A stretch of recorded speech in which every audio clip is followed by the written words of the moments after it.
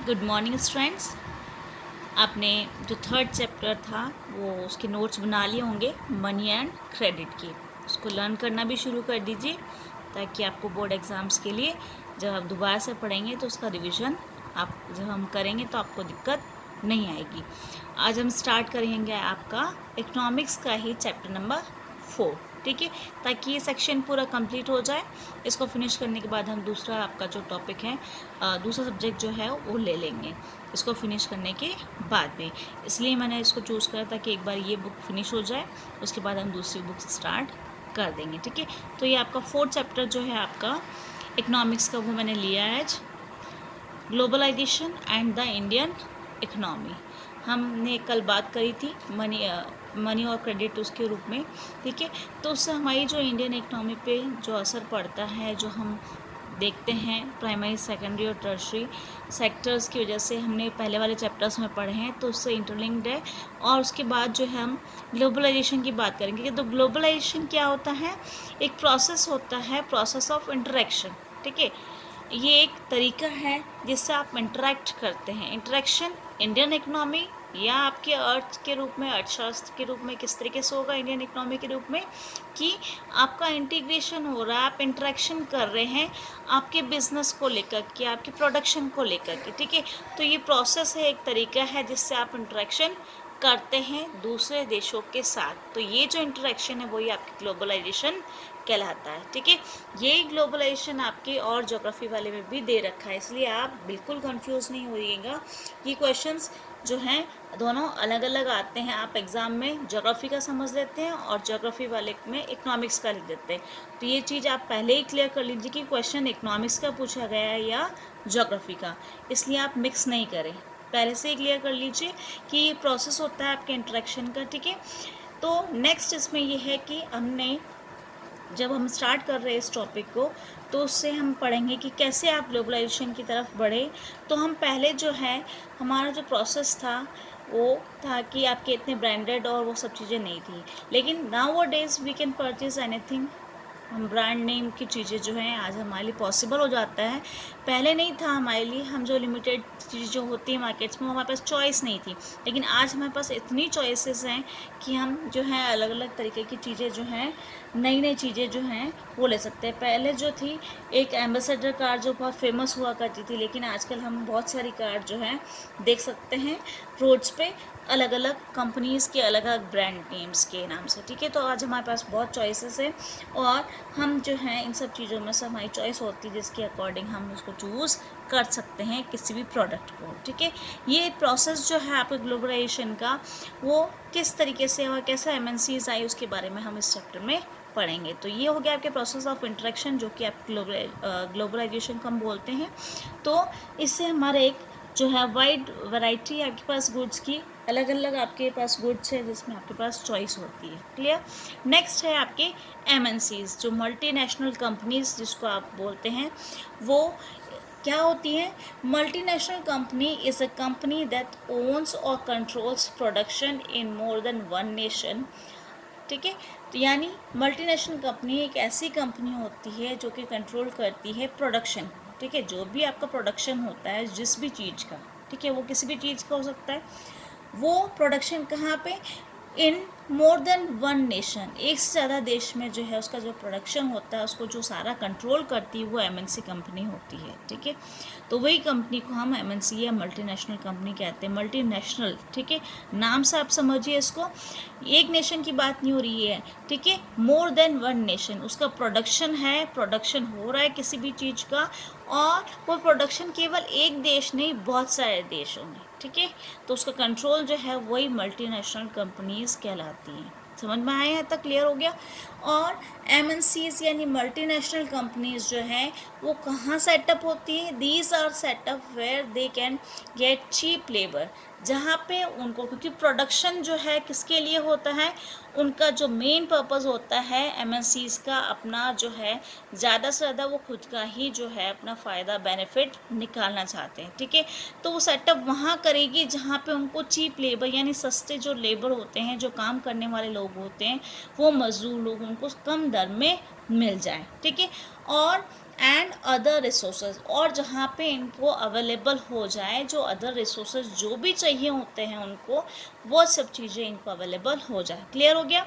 तो MNC company एक nation नहीं, अलग एक से ज़्यादा जो नेशंस होते हैं वहाँ पे अपना कंट्रोल करती है प्रोडक्शंस को लेकर के, वो एमएनसी कंपनी कहलाती है। और ये वहाँ सेटअप होती है जहाँ पे उनको चीप लेबर और उनके जो भी रिसोर्सेज उनको चाहिए होते हैं वो सब चीज़ें उनको जहाँ मिल जाती हैं वहीं पे ही सेटअप होती है। क्लियर। नेक्स्ट टॉपिक है इससे related. So cost of production is low. यहाँ पे सेटअप होती तो आपके क्या प्रोडक्शन बहुत सारा हो रहा है, तो आपकी जो कॉस्ट है आपके प्रोडक्शन की, जो भी चीज़ आपने बनवाई है या बनाई है एमएनसी कंपनी उसके प्रोडक्शंस में, वो जो भी चीज़ है उसकी चीज़ की जो दाम होगा वो लो होगा, कम होगा। Clear. And MNCs can get greater profits. ये तो मैंने आपको क्लियर कर ही दिया कि एमएनसी कंपनी जितना ज़्यादा प्रोडक्शन कर रही है उसमें उनकी कॉस्ट जो है उनकी लो आ रही है उस चीज़ की, और उनका प्रोडक्शन बढ़ता जा रहा है, और ग्रेटर प्रॉफिट्स किसको मिलेगा, एमएनसीज को, मल्टीनेशनल कंपनीज को ही इसका प्रोडक्शन का जो है ज़्यादा फ़ायदा मिलता है। क्लियर। ये 3-4 चीज़ें हैं जो आपको समझ में आ जानी चाहिए। अगर आपको कोई भी प्रॉब्लम होती है आप दोबारा से पूछ सकते हैं। क्लियर। लेकिन आपको हाथों हाथ नेक्स्ट डे ही आपको जो है सारे नोट्स बना करके इसको क्लियर करना है ताकि बाद में आपको दिक्कत ना आए। नोट्स बनाते जाइए साथ साथ। नेक्स्ट है आपके goods and services produce globally. इसमें जो है आपके बड़े पैमाने पे जो है सब जो देशों में मिलकर के जो है गुड्स और सर्विसेज जो है वो प्रोड्यूस की जाती हैं। जैसे आपके प्रोडक्शन जो होता है प्रोसेस, वो यहाँ पे डिवाइड होता है स्मॉल पार्ट्स में। ठीक है। ये स्प्रेड होता है अक्रॉस द ग्लोब, सारी जितने भी कंट्रीज़ हैं उन सब में मिलकर छोटी छोटी टुकड़ों में बांट लेते हैं और वो सब जगहों पे फैलता है। ठीक है। किस तरीके से उसका हम एक एग्जांपल देखेंगे यहाँ पे। Spreading of production by an MNC, कैसे एमएनसी कंपनी जो है अपना स्प्रेड करती है अपना प्रोडक्शन, उसके बारे में हम देख रहे हैं इसमें। ठीक है। कि एक एमएनसी कंपनी है जो आपके प्रोड्यूस करती है इंडस्ट्रियल इक्विपमेंट्स, डिज़ाइन करती है उनको प्रोडक्ट्स को, और वो सब चीज़ें जो हैं रिसर्च सेंटर्स में, जो कि कहाँ पे, यूनाइटेड स्टेट्स में। ठीक है।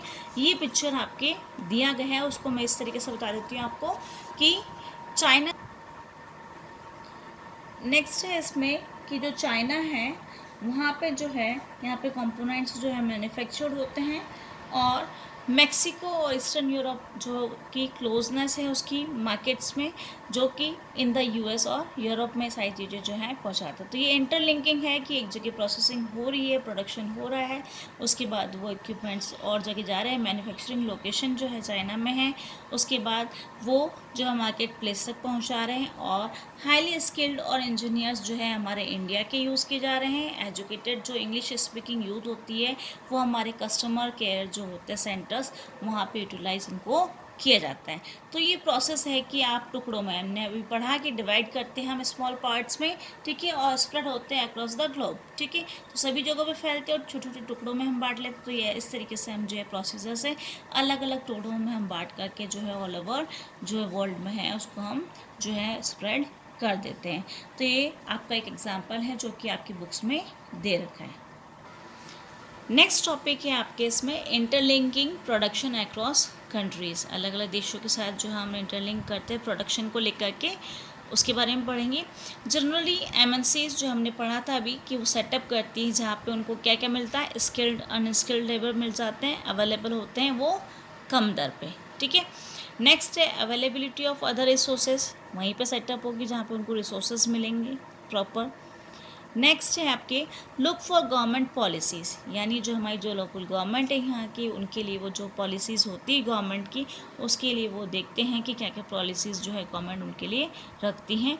वो लुक आफ्टर देयर इंटरेस्ट, वो गवर्नमेंट जो है ऐसी पॉलिसीज़ बनाती है वो उनके लिए ही इंतज़ार करते हैं, उसी की तरफ इंतज़ार करते हैं, उनकी तरफ ही देखते हैं।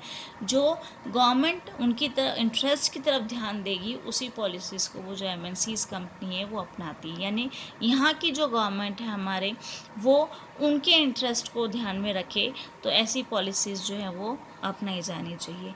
ऐसा एमएनसीज के लिए होता है। तो जहाँ पे गवर्नमेंट उनकी इंटरेस्ट को ध्यान रखेगी उस तरीके से ही, उसी जगह पे ही वो लोग जो है सेटअप करेंगे, ठीक है। After assurance they setup it, और जैसे ही उनको एश्योरेंस मिल जाता है कि हाँ हमको ये जो पॉलिसीज़ हैं गवर्नमेंट की वो हमारे लिए है और हमारे इंटरेस्ट में है और हमारे लिए बेनिफिशियल है, तो वो एश्योरेंस मिलने के बाद ही वो एमएनसी कंपनीज जो है वो सेटअप हो जाती हैं। क्लियर। नेक्स्ट है आपके the money to buy assets such as land building machines is called investment. Investment वो चीज़ है जो कि आप ऐसा पैसा जो लगाते हैं अपने असेट्स को ख़रीदने के लिए। असेट्स में क्या क्या चीज़ें आती हैं, जैसे कि आपकी लैंड है, बिल्डिंग है, मशीन्स है, या जो भी इक्विपमेंट्स जो हैं वो आपके काम आएंगे आपके प्रोडक्शन, वो सब खरीदने के लिए आप जो मनी या पैसा लगाते हैं वो आपका कहलाता है इन्वेस्टमेंट। और यही made by MNCs is called foreign investment. यही पैसा, यही मनी जो आपके फॉरेन कंपनीज लगाई एमएनसी कंपनीज जो हैं वो लगाती हैं वो पैसा, तो वो फॉरेन इन्वेस्टमेंट कहलाता है, ठीक है। अगर आपको एग्जाम में भी पूछ रहे हैं इन्वेस्टमेंट और फॉरेन इन्वेस्टमेंट के बारे में, तो इन्वेस्टमेंट जो एसेट्स के लिए मनी लगाया जाता है खरीदने के लिए। एसेट्स कौन कौन से, लैंड, बिल्डिंग या मशीन्स, जो कि आपके जो पैसा लगाया गया वो मनी क्या कहलाता है, आपका इन्वेस्टमेंट।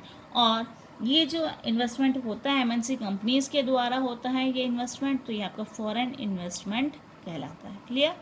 नेक्स्ट है आपके सेटअप होती है MNC companies with jointly local companies. Local companies की जो होती है हमारे यहाँ पे, ठीक है, छोटी छोटी कंपनीज बहुत सारी होती है हमारे यहाँ पे, वो प्रोडक्शन करती है अपना, तो उनके साथ जॉइंट प्रोडक्शन वो लोग कर लेते हैं, सेटअप कर लेती है एमएनसी कंपनीज। जॉइंट प्रोडक्शन होते हैं उसके दो पहलू होते हैं, टू फोल्ड्स होते हैं। बेनिफिट्स को लेकर के हम देखें तो पहला है कि एमएनसी जो है वो आपको प्रोवाइड कराती है money for additional investments like buying new machine for faster production.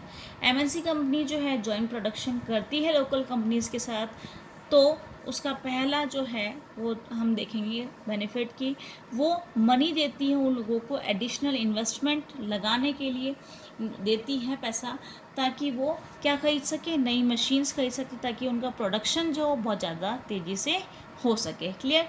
दूसरा पहलू इसका ये है कि MNCs might bring with them latest technology for production, या फिर एमएनसी कंपनीज खुद अपने साथ ऐसी नई नई टेक्नोलॉजीज़, लेटेस्ट जो टेक्नोलॉजीज़ है वो लेकर के आएँ अपने साथ, ताकि उनके प्रोडक्शन में ये काम में आ जाए। तो ये बेनिफिट्स होता है लोकल कंपनीज़ के साथ एमएनसी कंपनीज़ अगर जॉइंटली प्रोडक्शन स्टार्ट करती हैं तो। क्लियर। नेक्स्ट है आपके कॉमन रूट फॉर एमएनसीज क्या है, इन्वेस्टमेंट्स करती हैं is to buy up local companies and expand production. ये जो साधारण रास्ता है, कॉमन रूट है आपके एमएनसीज का, वो क्या करती हैं, आपके इन्वेस्टमेंट करती हैं।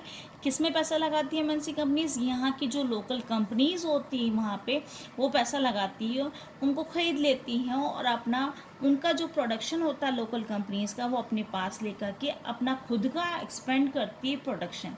यानी यहाँ की लोकल कंपनीज़ को एमएनसी कंपनीज जो है ख़रीद लेती हैं और फिर अपने नाम से, वो ब्रांड नेम से, अपने जो एमएनसी कंपनी अपने नाम से उन चीज़ों को बेचती है, ख़रीद लेती है लोकल कंपनीज से, लेकिन वो फिर वही जो है अपने नाम से जो है प्रोडक्शन जो करवा करके फिर वो वहाँ बेच देती है। क्लियर। इसको हम एग्जाम्पल से समझेंगे। यहाँ पे ये एग्जाम्पल है आपका अमेरिकन जो आपके कारगिल फूड्स और पराग फूड जो आपका है इंडिया का, ठीक है। तो उसमें हम पढ़ रहे थे कि जो एमएनसी कंपनी है कारगिल फूड्स, जो कि आपकी बहुत बड़ी कंपनी है अमेरिका की कारगिल फूड्स, और ये अमेरिका की जो एमएनसी कंपनी है वो आपके स्मॉलर इंडियन कंपनीज जो है वो पराग फूड्स को अपने अंडर में ले लेती है। पराग फूड्स जो होती है वो लार्ज मार्केटिंग नेटवर्क होता है आपके इंडिया में, और ये जो ब्रांड नेम है पराग फूड्स का वो आपके रेपुटेड है, ठीक है, सब लोग जानते हैं इसको। और ये जो पराग फूड्स है उसकी खुद की 4 ऑयल जो है रिफाइनरीज हैं वो भी हैं, उसका कंट्रोल होता है। अब ये सारा शिफ्ट किसकी तरफ हो गया, कारगिल फूड्स को, ठीक है। जितनी इसकी रिफाइनरीज है वो सब कारगिल फूड्स ने इसको खरीद ली, ठीक है। तो ये एग्जाम में इसको लेकर के क्वेश्चंस भी आता है कारगिल फूड्स और पराग फूड्स का, कि जब ये खरीद लेते तो सब कहाँ चला जाता है, शिफ्ट किसको रहता है, कारगिल फूड्स को, जो कि क्या है अमेरिकन कंपनी। इसको क्वेश्चन इस एग्जाम्पल को लेकर के आपके एग्जाम में बोर्ड में क्वेश्चंस आते हैं, ठीक है। तो ये याद रखिएगा आप लोग कौन सी कंपनी कहाँ की है और क्या होता है इसमें चेंजेस। तो ये शिफ्टिंग कहाँ हो जाती है, कारगिल फूड्स जो कि अमेरिकन कंपनी है। तो पराग फूड्स की खुद की जो ऑयल रिफाइनरीज होती है उसका कंट्रोल जो है वो शिफ्ट हो जाता है, अब कंट्रोल कारगिल फूड्स को हो जाते हैं यहाँ पे, ठीक है। कारगिल इस अब जो है वो लार्जेस्ट प्रोड्यूसर रहती है एडिबल ऑयल की इंडिया में, और उसकी कैपेसिटी रहती है 5 मिलियन पाउच जो है वो डेली बनाना शुरू कर दे। तो ये हो गया कि यहाँ पे प्रोडक्शन जो है हमने पढ़ा था अभी कि लोकल कंपनीज़ को वो अपने पास ले लेते हैं और प्रोडक्शन अपने हिसाब से फिर वो अपने अकॉर्डिंग जो है बढ़ाते जाते हैं, तो अपने नाम से, ठीक है। समझ में आए यहाँ तक इस एग्जाम्पल से। नेक्स्ट है आपके जो प्रोडक्शन होता है वो वाइडली डिस्पर्स होता है अलग अलग लोकेशंस में, वो अब जो है इंटरलिंक्ड हो जाता है। यानी आप समझ चुके हैं बड़े पैमाने पे जो लोकेशंस हैं आपके अलग अलग टुकड़ों में वो आपके इंटरलिंक्ड हो चुकी है। यानी आपके जो अलग अलग तरीके से हम देखें दूसरे तरीके से तो एमएनसी कंपनीज है वो कंट्रोल कैसे करती है प्रोडक्शन को। जो बड़ी एमएनसी कंपनीज होती है डेवलप्ड कंट्रीज़ में वो जो है ऑर्डर प्लेस करती है प्रोडक्शन के लिए किसके साथ, स्मॉल प्रोड्यूसर्स के साथ। जैसे आपके छोटे छोटे गारमेंट्स या फुटवेयर स्पोर्ट्स आइटम्स होते हैं, ये आपके एग्जांपल्स है उन इंडस्ट्रीज़ के जहाँ पे प्रोडक्शन होता है बड़े पैमाने पे, लेकिन ये सब किसके द्वारा होता है, जो छोटे जो प्रोड्यूसर्स होते हैं उसके द्वारा होता है। तो ये जो प्रोडक्ट्स होते हैं वो उनकी सप्लाई कौन कर देता है, एमएनसी कंपनीज, लेकिन वो सेल करती है इन सब चीज़ों को अपने खुद के ब्रांड नेम से, ठीक है। यानी लोकल जो आपकी चीज़ें हैं लोकल कंपनीज जो उनके प्रोडक्ट्स वो ले करके सप्लाई करती है मार्केट में, वो भी अपने खुद के ब्रांड नेम से, ठीक है। किसको बेचती है वो, कस्टमर्स को, ठीक है। तो ब्रांड नेम जो है एमएनसी कंपनी का हो गया और लोकल कंपनीज का जो प्रोडक्शन चलता रहता है आगे बढ़ता रहता है, तो उनको हेल्प भी मिल जाती है। तो ये आपको बेनिफिट देखना चाहिए एमएनसी कंपनीज़ का। इसलिए हम कहते हैं कि ग्लोबलाइजेशन जो है इंडियन इकोनॉमी के लिए वो बेटर होता है, जिससे क्या होता है आपकी इकोनॉमी जो है वो बढ़ती है। क्लियर। नेक्स्ट हम दूसरा जो है इसमें देखेंगे कि ये जो एमएनसीज जो है आपके लिए वो सब चीज़ें उसकी प्राइस, क्वालिटी, डिलीवरी करना, लेबर कंडीशन, सब चीज़ों को जो है ध्यान में रखती है। तो ये जो है प्रोडक्शन जो है आपका वो इंटरेक्ट होता है लोकल प्रोड्यूसर्स के साथ और वो अक्रॉस द ग्लोब सबके साथ इंटरलिंक हम लोग हो जाते हैं। तो ये है कि ग्लोबलाइजेशन का प्रोसेस जिससे आपके लोकल कंपनीज़ के द्वारा आप जो है दूसरे देशों के साथ जो है बाहर जो है आपका प्रोडक्शन स्टार्ट हो जाता है, आपको भी फ़ायदा ही मिलता है लोकल कंपनीज़ को और एमएनसी कंपनीज़ जो है वो भी स्प्रेड होती जाती है। तो ये प्रभाव होता है आपके प्रोडक्शन पे, चाहे आप अलग अलग लोकेशंस पे अलग अलग जगह पे रह रहे हो लेकिन आप फिर भी इंटरलिंक्ड हो। क्लियर यहाँ तक। नेक्स्ट टॉपिक हम कर लेंगे।